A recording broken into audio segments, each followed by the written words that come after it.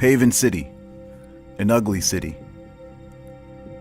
A hate-fueled war, attacks on the infected, and retaliation against those attacks. A culture of violence, fear, and division has become the norm. Some mutants have turned to acceptance, love, and peace, some anger and bloodshed, and some are just living amongst the chaos.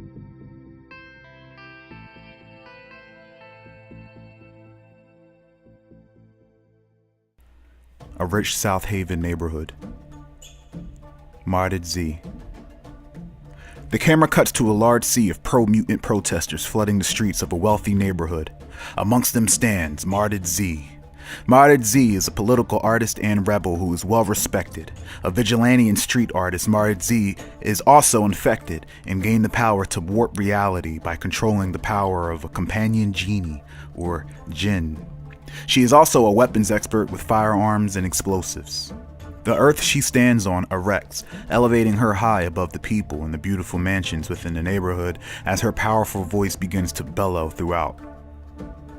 She speaks on powerful and motivating topics as she denounces gentrification, bias towards infected humans and their rights, employment, housing, and displacement of the infected. All the people below her cheer and riot as they begin to rush the mansion of a known billionaire and CEO who has single-handedly displaced mutants and funded mutant hate groups. He, his wife, and children are dragged out of their homes and tossed into the street at the base of Martyred Z's fabricated mountain.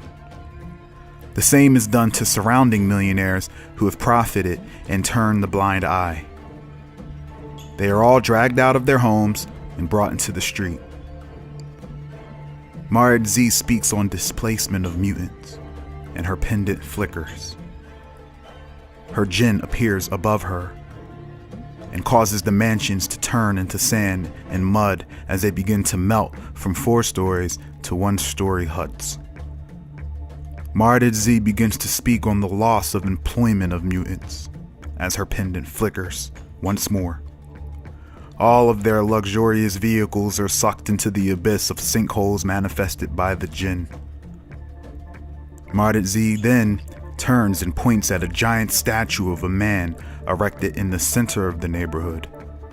She explains that without equality, the rich are doomed because they are outnumbered by those who are their foundation. She pulls out a Tyrannosaur missile sender and shoots 7 rockets toward the statue, sending it crumbling to the ground.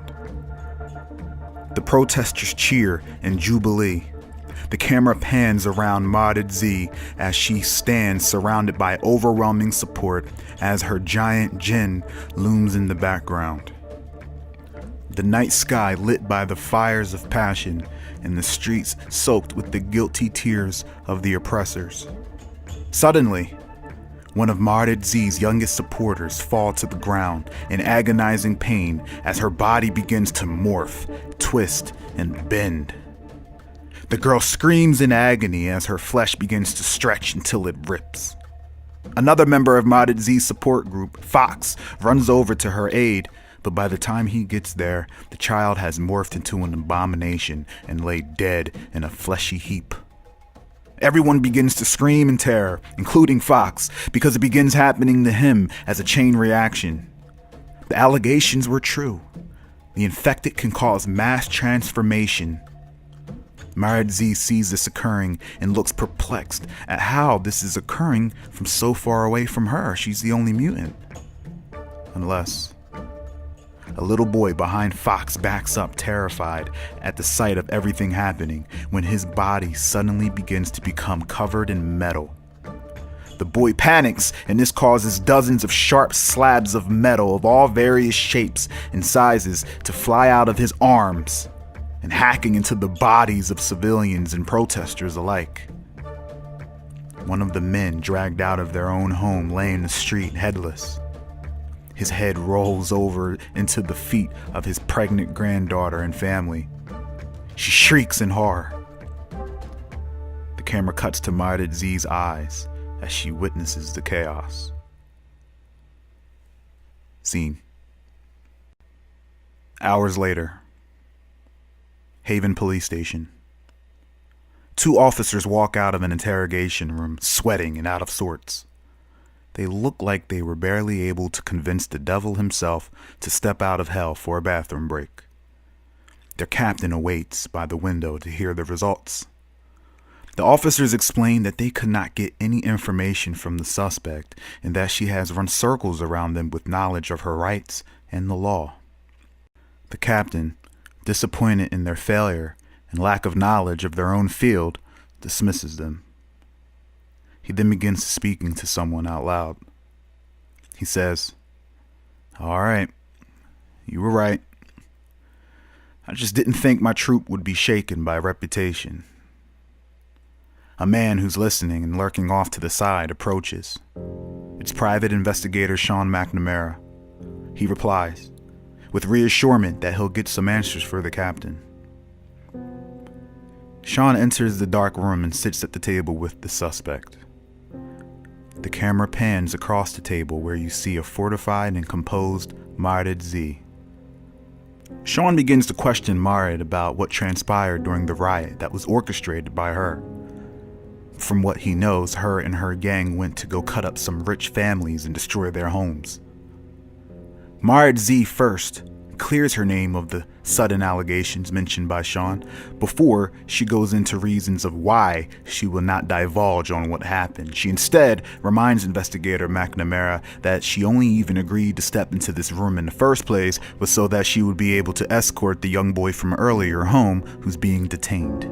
Sean immediately knows where this conversation will not go and decides to leave with any fruit he can while it's still ripe. Sean wraps up the conversation with a few quick-witted jabs that left Martyred Z off balance a bit and managed to strike a deal with her. Sean could promise the boy's safe exit at her side if Martyred could just help law enforcement track down his parents lost in the chaos. The scene cuts to Sean closing the door behind him. The captain looks thirsty for results. Sean tells the captain to locate the parents with the new info and to let Martyred Z take the boy home to them. The captain looks confused and asks him if there was any more info that he obtained. Sean assures him that they'll have all the info that they need when he visits to investigate the family tomorrow morning.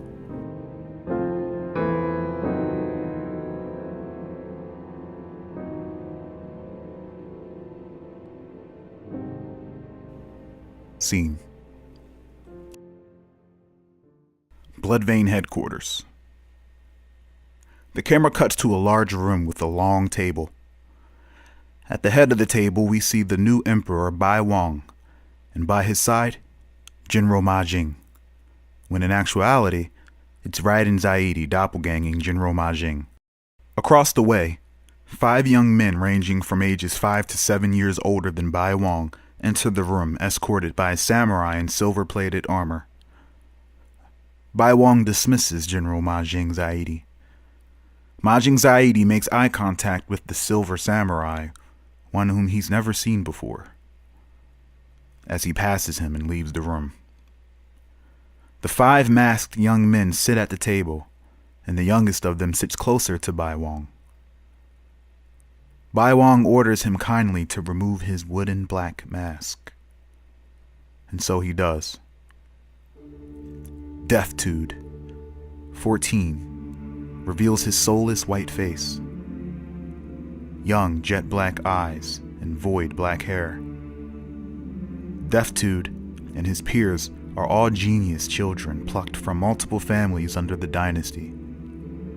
Deathtude is the older brother of Bai, and the rest are just cousins. These 5 are on the science branch of Bloodvein operations and have been assigned the task of life sciences. And by life sciences, Bai means the science of the gift of gamma radiation. These 5 are protected by their samurai, clad in silver, General Zygus. Bai inquires about the recent findings. Deathtude invites him to the lab. The scene cuts to an underground lab corridor. Deathtude leads Wong into a silent and relaxing room resembling a dojo. In the center is a young man 16 years of age sitting. The other 4 masked scientists enter the room with notepads and pens. Deftitude informs Bai Wong of Project Safe Haven, a plan to gather the infected who have not yet mutated and teach them how to tap into and harness their power. But not before we learn to harness it, and then we will harness them. Bai Wong looks interested. Deftitude walks over to the young man, kneels down and says, "Show him what we learned, Six." Then Deftitude slides a deck of art scrolls with odd and fantastic illustrations on them. One of them is off to the side and is blank. The boy's eyes glow orange as he looks over the shoulder of Bai Wong. Bai turns to see what he's looking at but sees nothing. Six plucks a card up with his 2 fingers, revealing a card displaying a strange entity on it. Deftitude, sitting parallel, reenacts the motions as Six begins to speak words, triggering a strange occurrence in the cards, all while mimicking Deftitude's maneuvers. A large mass of sentient lava manifests in front of Six. Deftitude, with cool excitement, explains to Bai Wong that all sentient beings have an alternate entity existing on an alternate plane, and that Six can lock it down, capture, and command them. Deftitude shouts, "Now meet yours!" Six commands the creature to do his bidding. He calls it by its true name, Mind Mass. The ball of lava morphs into a ball of ice, fog, then wind, before reverting back to lava. Waves of strong telepathic frequencies can be heard emitting from the mind mass as a demonic humanoid is being ripped from its plane of existence and thrown out onto the floor from behind Bai Wong. Bai Wong stumbles out the way. Six then commands the mind mass to keep the being still, telepathically. The mind mass does so, rendering the screaming creature pulled from its plane of existence motionless as the blank card sucks the creature into it before landing into Six's palm. Bai Wong looks amazed. The camera cuts to Bai Wong and Deftitude speaking quietly at the table. Deftitude explains that Six is a distant cousin of theirs and has shown the most potential from the first group. First group? Bai Wong asks. Deftitude goes on to say that he has been recruiting the youth and already has a small group of test subjects, but with more funding, would like to open an academy. Bai Wong, without thinking, agrees immediately and orders Deftitude to assemble squadrons of mutants. Bai Wong then asks how long this will take. Years? A decade? Deftitude tells him no, and much sooner, and that he taught Six that in one day. Bai Wong asks him how. Deftitude reveals that he too has been infected with supernatural clout, the ability to learn how gifts work, and how to translate, articulate, and apply those gifts into all mechanics of life. Bai Wong looks taken back by all this information and off guard. How long have you known this? Deftitude states that he thought he was just really smart until he taught a mutant how to explode themselves. Explode themselves? Deftitude tries to hold in a laugh and replies yes. Explode themselves. Suddenly, General Ma Jing Zaidi appears and informs Emperor Bai Wong that their weapons shipment was overrun last night and all their soldiers were left slaughtered under the mark of the roaring dragons. Bai Wong and Ma Jing depart from the lab swiftly. Deftitude pulls his mask back over his face. Scene. Unknown location. The camera cuts to darkness. You see Anarchy 12 sitting in the center of it, surrounded by red-lit hollow screens and displays, while wearing a helmet connected to an ocean of wires. The screen goes black, and the sound of life powering on rings throughout your soul.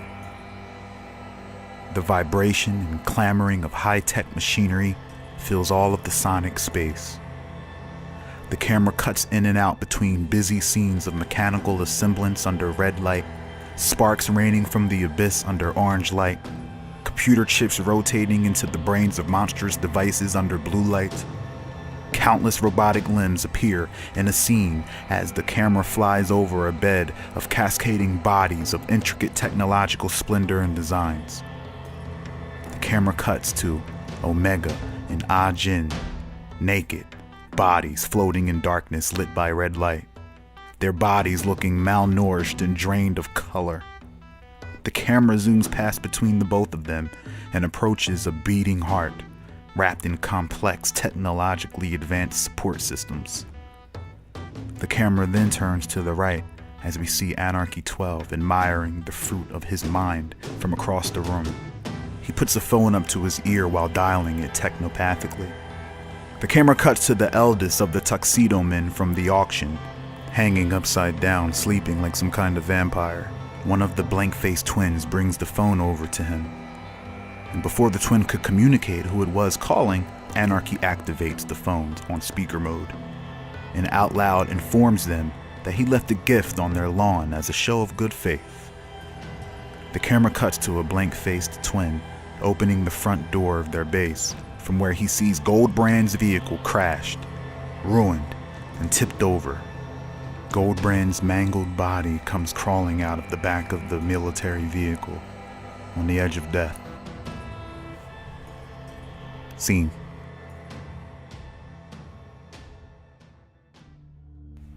North Haven, manufacturing facility. You see a group of dapper men armed with katanas and suits standing aside a fancy limo out front of a large facility.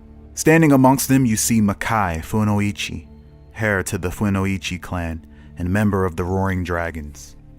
You see him shaking the hand of another as he just purchased the entire facility he's standing in front of. The man assures him that the site is big enough to provide 5 armies with manufacturing of arms.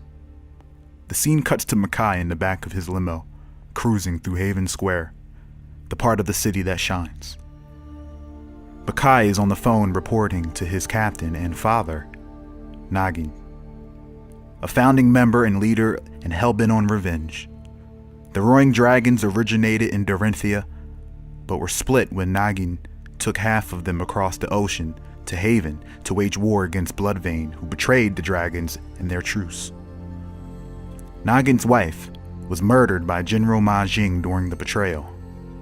Now, the Roaring Dragons, led by Nagin, are stationed in the ugly city. For this reason, Makai instructs his driver to take him to his new luxury condo in Haven Square, the district that lights up. Along the way, the limo almost hits a man crawling out into the street, causing them to slam on their brakes. Makai and his armed ninjas get out of the vehicle to see an injured, disoriented, and weakened Ajin Ra, barely crawling across the street. Makai approaches. Ajin Ra turns over on his back and attempts to utter commands using his charm speak to have Makai rescue him, but he passes out on the first attempt to muster a syllable. Makai turns and heads back to the car as he signals for his men to collect Ajin Ra. The scene cuts to dreamy-looking village scenery with scattered palm trees as the river splits down the middle. An adobe hut is shown as an adolescent Ajin Ra can be seen receiving a lecture by an elder as to the importance of self-awareness. This wisdom has a profound effect on young Ajin Ra, enough to cause him to wake up from his dream.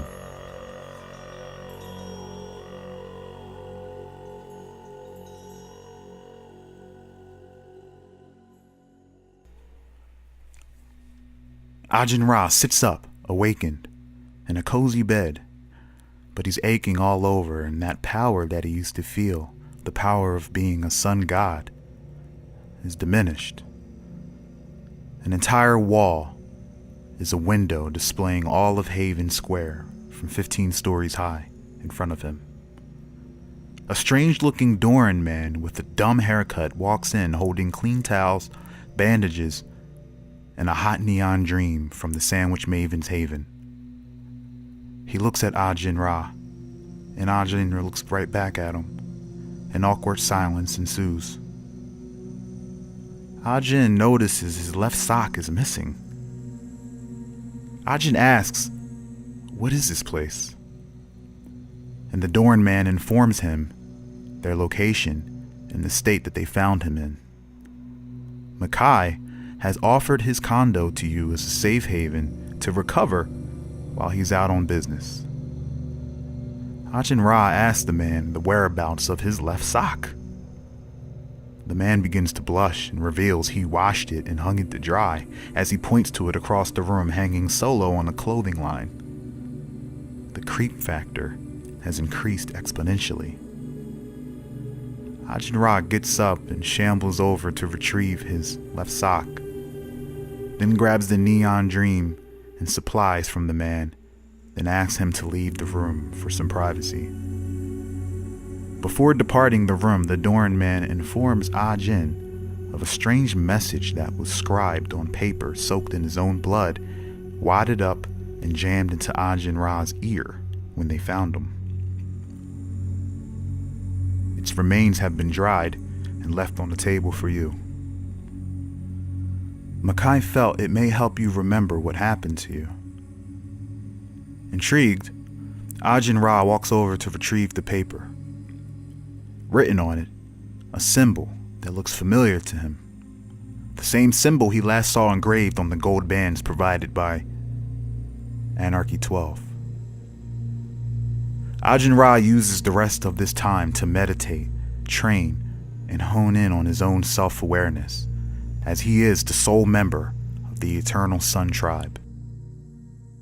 Scene.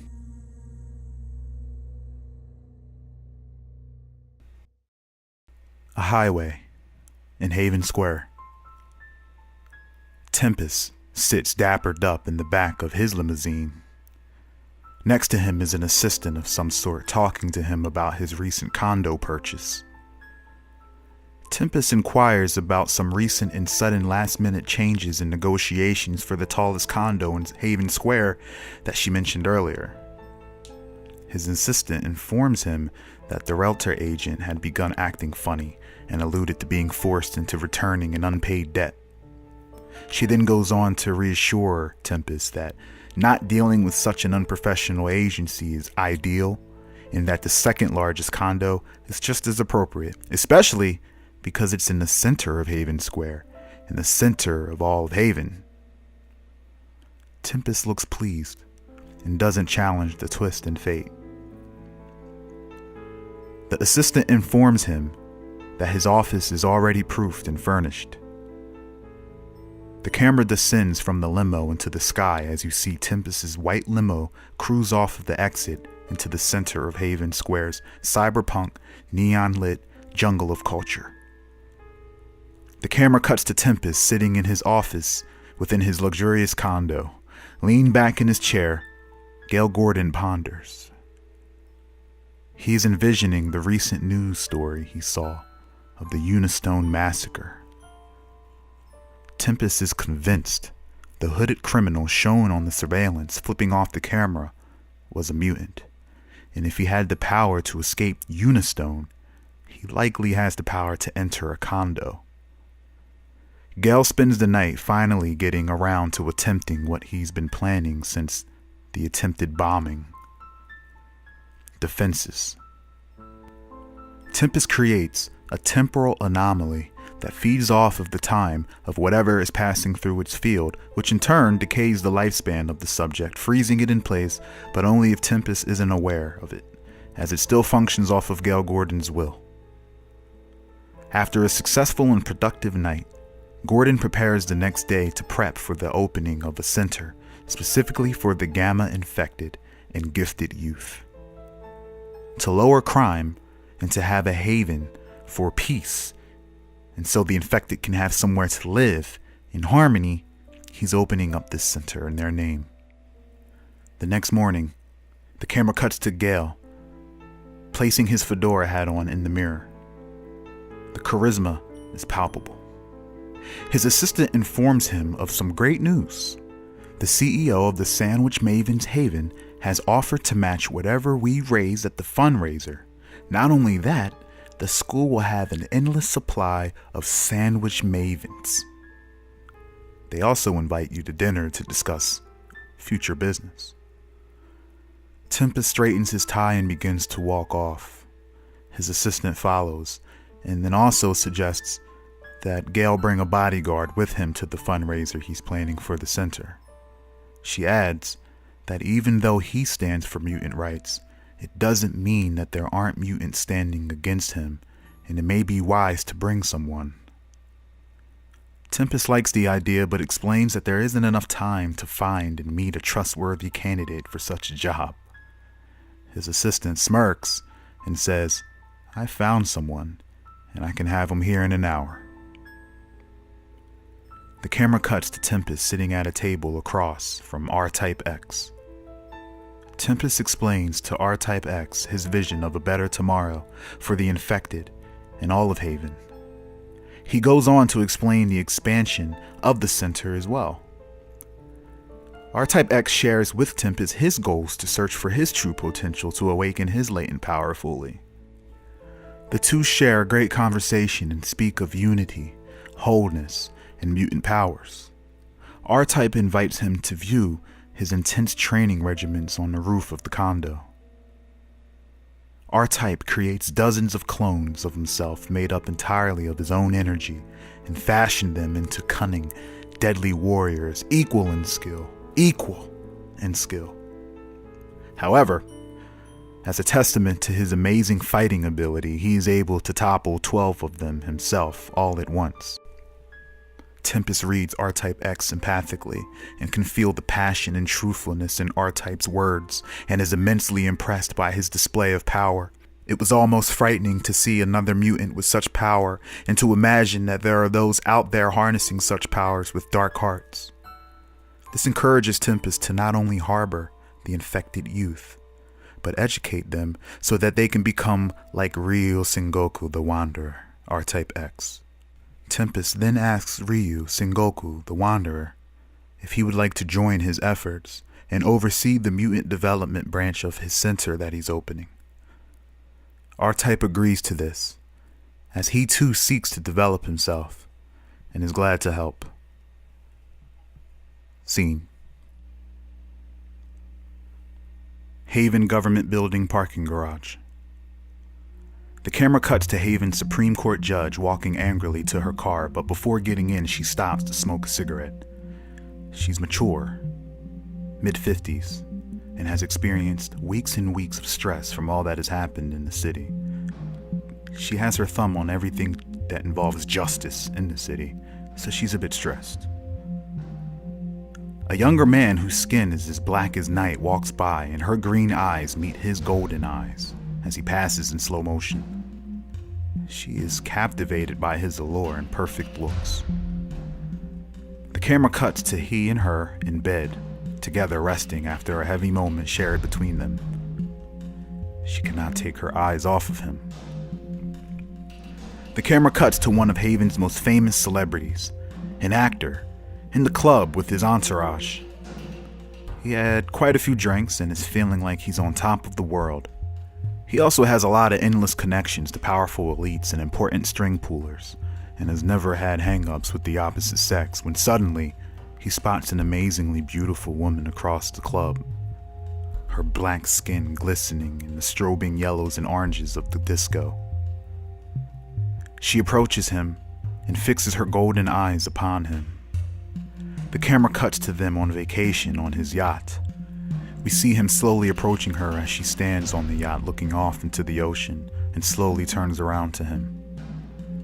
We see him holding a ring behind his back as he prepares to ask her to marry him.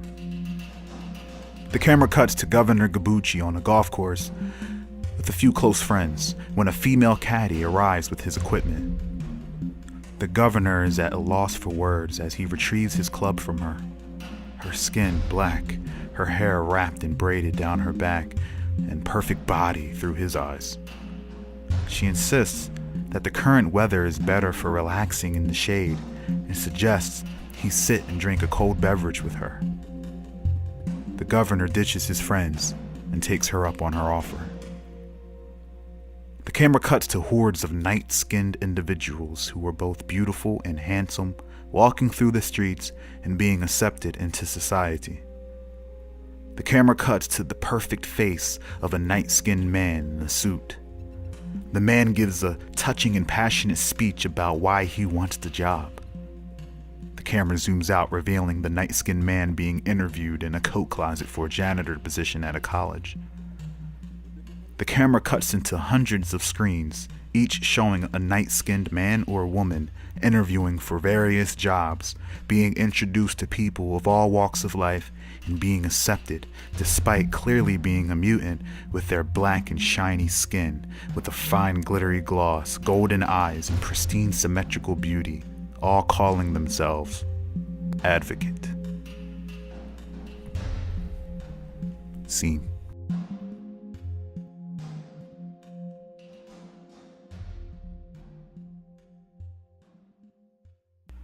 Haven Broad Streets.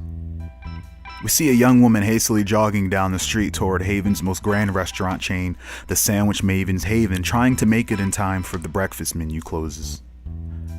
She almost dies and tries to catch her breath as she makes it to the counter. "Yo, let me get 2 neon dreams." The server is a giant tatted man with a big beard. Glaring down at her, he points upward and onward.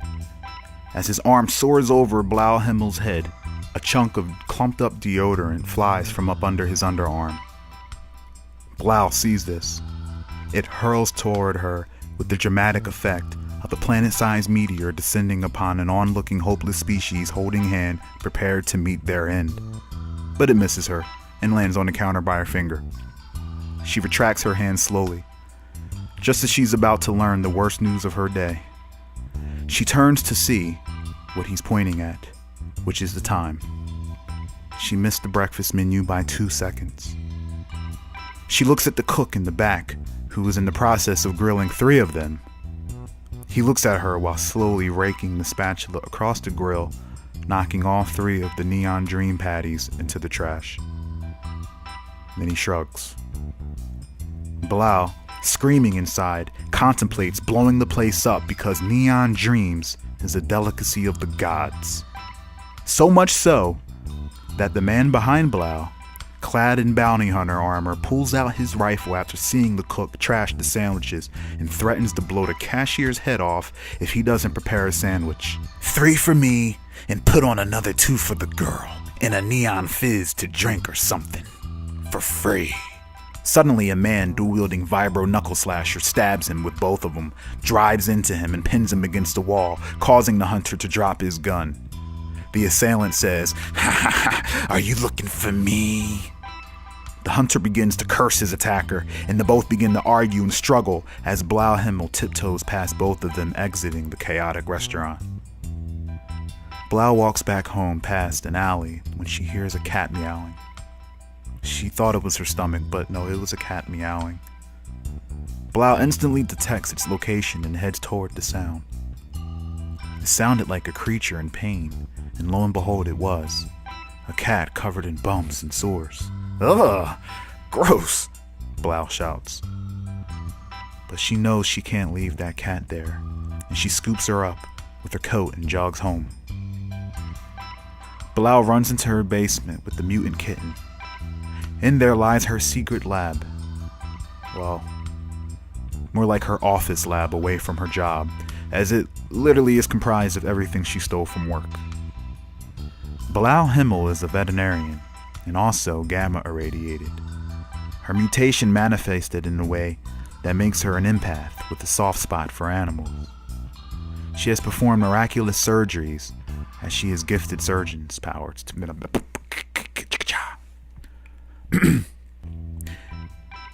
She has performed miraculous surgeries, as she is a gifted surgeon. Blough is also eco-kinetic, giving her the ability to influence, manipulate, and mimic nature in various capacities. Suffice it to say, Blough Himmel takes from work what she pleases, because Blough Himmel is God. Anyway, she scrambles for a flat surface to place the kitten, but the cluttered lab has her swimming in science stuff and plants. Her lab could literally pass for a greenhouse as well.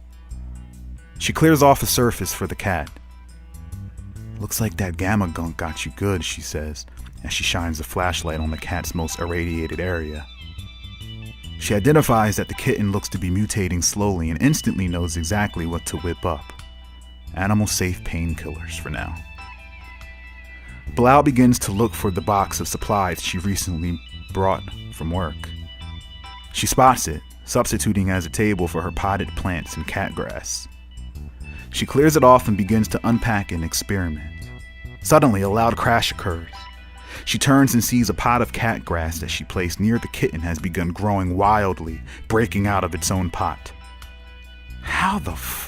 She rushes over to the kitten's aid just to find its dead, mangled corpse, with small vines growing out of its mouth.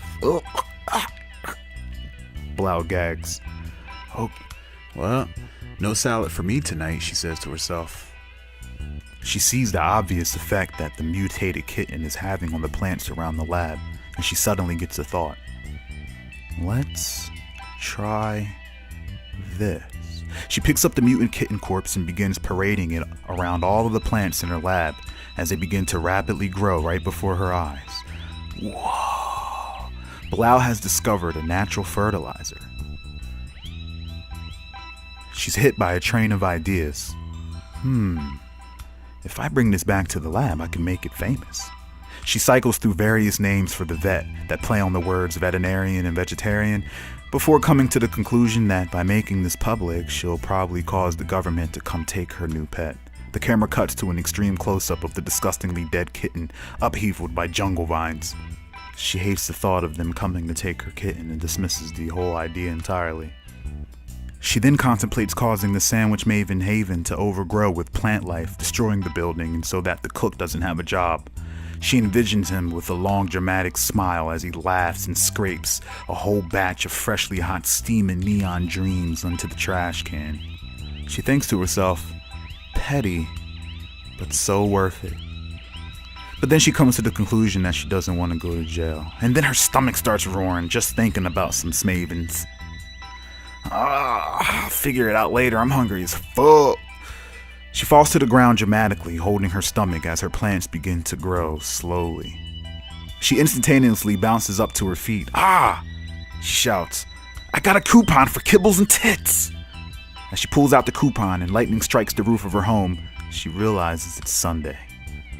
And Kibbles and Tits is known to close on Sundays for Dog Eat Pray, a special day of the week honored by those who subscribe to a particular religion. Blough crumbles back down to the floor out of pure hunger. The camera is engulfed with vines and goes black. Scene. Haven. Next morning. Sean McNamara pulls up to the home of the boy's family he was given the address to so he could come investigate the events of that night. The night where the neighborhood got destroyed in the riot. Peering through the driver's side mirror, he sees paramedics carrying a body to their vehicle, police officers, and crying adults. It's a crime scene. Sean approaches and is met by the captain. The captain looks flustered. "Guess you won't be getting those answers after all, Sean McNamara." The paramedics walk by with the stretcher. Sean McNamara gets a glimpse of the young boy's cold face just before they cover it with the blanket. "Guess not," Sean says. The captain puts his hat on, and just before he leaves, he says, "When your only lead left is Martyred Z, consider the case cold, my friend." Sean nods and approaches the parents. He looks just as disturbed and set off balance by the recent events just as much as they are.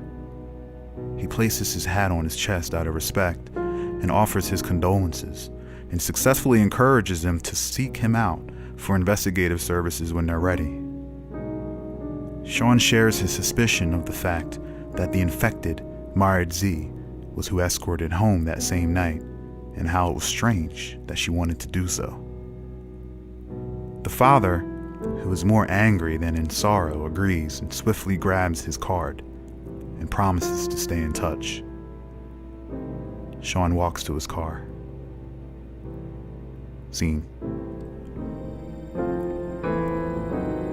Thanks for listening to episode 4 of Gamma Haven Beta.